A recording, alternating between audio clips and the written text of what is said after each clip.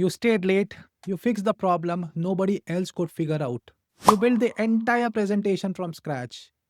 And then you sat in that meeting and watched your manager take the mic and say, "So, I put together this analysis, and here is what I found. I, not we, not the team, not your name, I." And the worst part, you couldn't say anything because if you speak up in that moment, you look petty.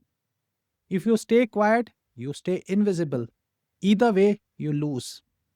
Hi, I'm Vijay Srinivasan. I spent 30 years as IT executive and chief operating officer.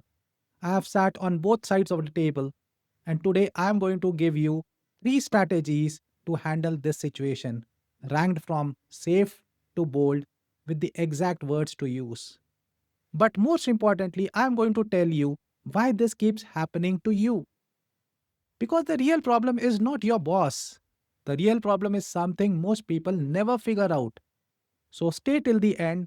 That part will change how you think about your entire career. Let me tell you about someone that I coached. I call him Arjun.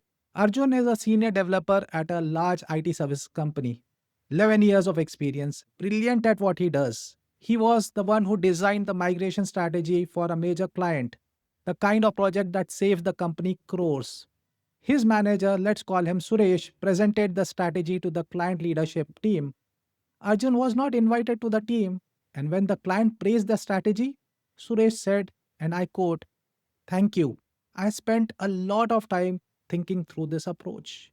Now, here's what makes this particular thing worse. Arjun found out about it through a colleague, not through Suresh, not from the client. A colleague told him in the hallway. And when Arjun came to me, you know what he said? He didn't say, "I am angry." He said something that broke my heart as a coach. He said, "Maybe he presented it better than I could have.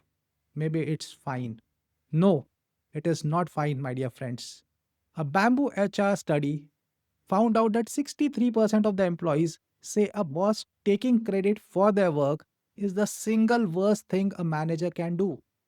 Worse than micromanaging, worse than playing favorites. And many said that they would consider quitting over it. But here's the problem: most people either explode and damage the relationships, or they do what Arjun did, they swallow it. They tell themselves it's fine, and they slowly become invisible in their own career. Neither of the options work. So let me give you what does. I'm going to give you three strategies. I call them the safe play, the direct play, and the power play. Each one has a different level of risk and a different level of reward. Pick the one that fits your situation. Some of you will use safe play today and the power play in the next 6 months. That's fine. The point is, after this video, you will never sit in the meeting feeling helpless again. Strategy number one, the safe play. The safe play is for situations where this is the first or second time it has happened, and you are not sure if your boss did it intentionally. Here is the principle: make yourself the obvious expert without making your boss look bad. Step 1: become the information source. After the meeting where your boss presents your work, make sure you are the person people come to with the follow up questions. Send a follow up email to the team, something like, "Hi, team, just wanted to share some additional data points from the analysis I built for this project. Happy to walk anyone with the methodology if helpful." Read that. You said "I built." You did not accuse anyone. You did not complain. You simply positioned yourself as the creator. And now everyone with the eyes can see who actually did the work.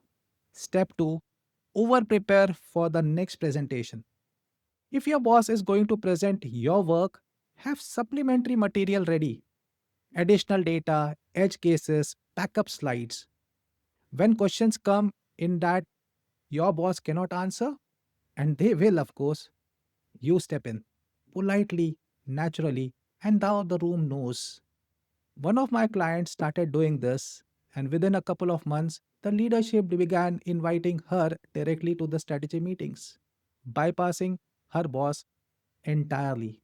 Not because she complained, because she demonstrated that she was the expert. Step 3: create a paper trail. Send emails that document your work, like attaching the version 1 of the draft of migration strategy I have been developing. CC relevant stakeholders, not aggressively, just professionally. Build a quiet trail that connects your name to the output. Strategy number 2: the direct play. The direct play is for when the safe play has not worked or when the credit theft is blatant and repeated. Here is the principle: have a one on one conversation that is assertive but not accusatory. Most people avoid this conversation because they think it will blow up the relationship. It will not if you use the right words. Here is the exact script. Listen to it very carefully. You say, I really enjoyed working on the migration strategy and I am glad it was well received. I noticed that in the client meeting, my contribution wasn't mentioned. I understand that as a team lead, you represent the team's work and I respect that. But it's important for my growth that my individual contributions are also visible. Can we find a way to make that particular thing happen in future? Let me break down why this particular thing works. You started with appreciation, not accusation. You acknowledged their role. You framed it as a growth need, not a complaint. And you asked for a forward looking solution. This language disarms defensiveness. Your boss cannot argue with you, I want to grow. They can argue with, you stole my work. See the difference. And here is the key. After this conversation, if nothing changes, you have your answer. And that answer tells you something important about your boss, about your team, and what your next move should be. Strategy number 3: the power play. The power play is not about the one meeting or one conversation. It is about making it structurally impossible for anyone to take credit for your work ever again. Here is the principle: build a visibility system that makes your contributions undeniable. Move number 1: build your skip level relationship. Your boss's boss should know who you are and what you do. Not because you complained, because you built a genuine professional relationship. Request a quarterly skip level check in.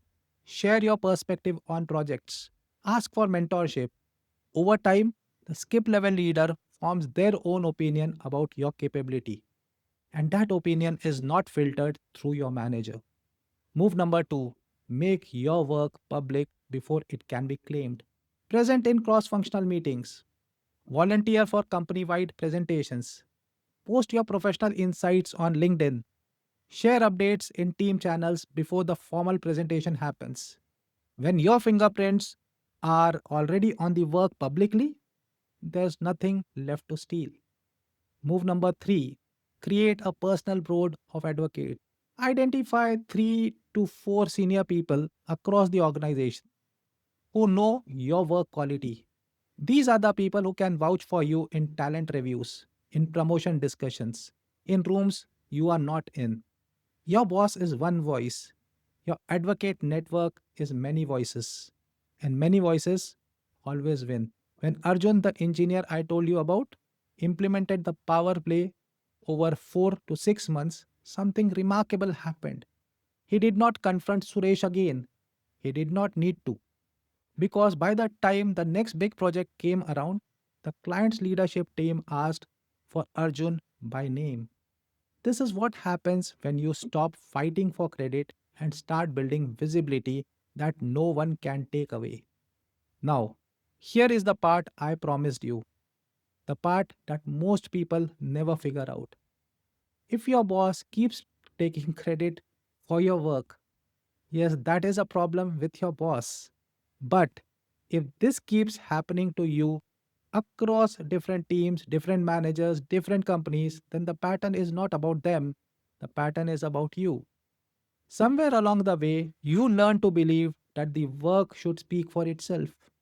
that if you deliver great results, recognition will follow automatically, that advocating for yourself is arrogant or political.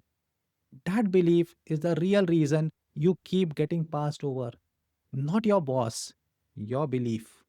Leaders don't wait for credit. Leaders build systems that make their work undeniable. And that shift from hoping to be seen to making sure that you are seen, that is the shift from being a performer to being a leader. If this video hit home for you, I need you to do two things. First, drop a comment below. Tell me which strategy are you going to use? The safe play, the direct play, or the power play? I read every single comment. If you know someone who is going through this right now, a colleague, a friend, someone on your team, send them this video. Sometimes the most powerful thing you can do for someone is to show them that they are not alone. Subscribe if you have not already.